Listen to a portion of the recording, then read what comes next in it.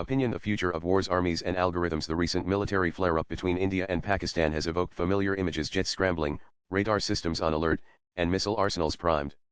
Yet, a deeper transformation is quietly reshaping the nature of conflict. Today, AI-powered drones are already deployed on battlefields worldwide. When I was invited to judge the India qualifying rounds of the International Criminal Court Moot Court competition earlier this year, the proposition included a unique aspect: deploying automated border security systems to halt unlawful migration. Such exposures, whether real or hypothetical, pique my curiosity.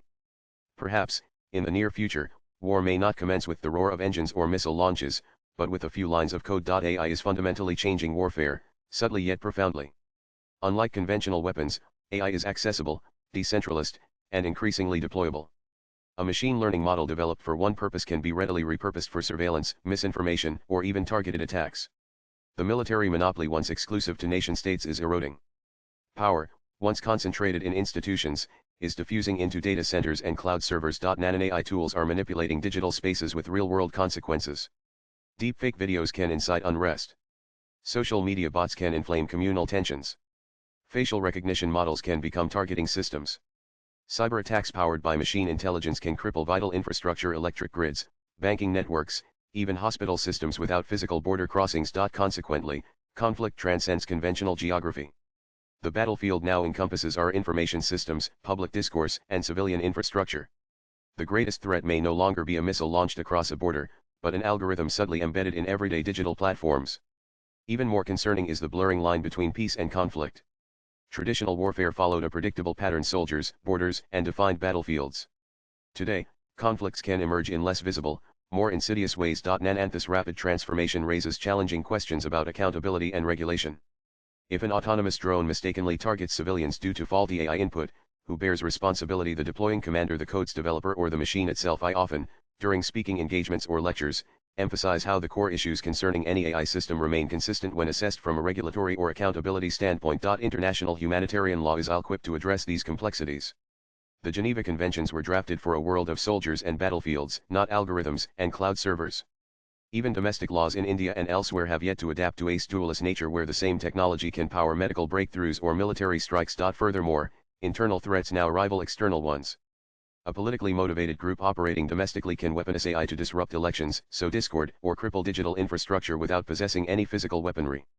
This accessibility makes AI not just a strategic tool, but a potential force multiplier for both democratic destabilization and state repression. It is crucial to consider how AI impacts power itself. While currently dominated by large corporations and governments, AI possesses qualities that challenge traditional capitalist logic.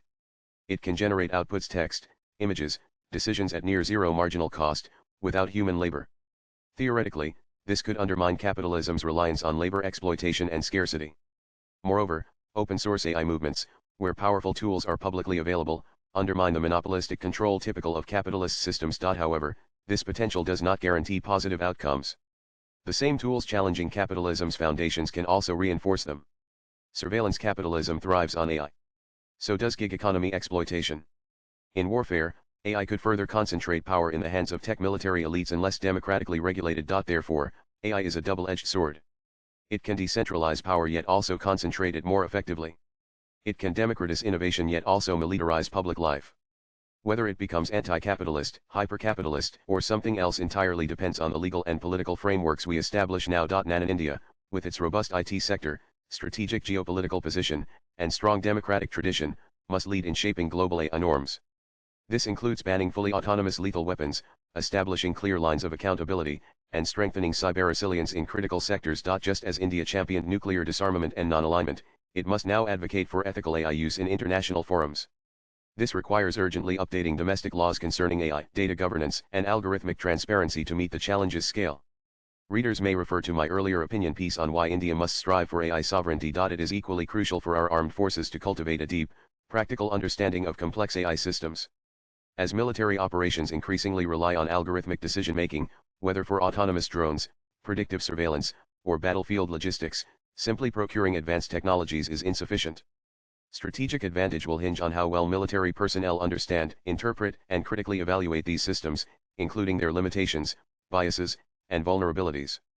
Without this competence, there is a genuine risk of over-reliance on opaque black box technologies, susceptible to malfunction or adversarial manipulation. A technologically literate military leadership, supported by interdisciplinary expertise in law, ethics, and computer science, is essential to ensure AI tools serve national security without compromising democratic accountability or operational integrity. The next war may not commence with a siren but a software update. Its battlefield may not be in the mountains or skies, but in servers, platforms, and minds.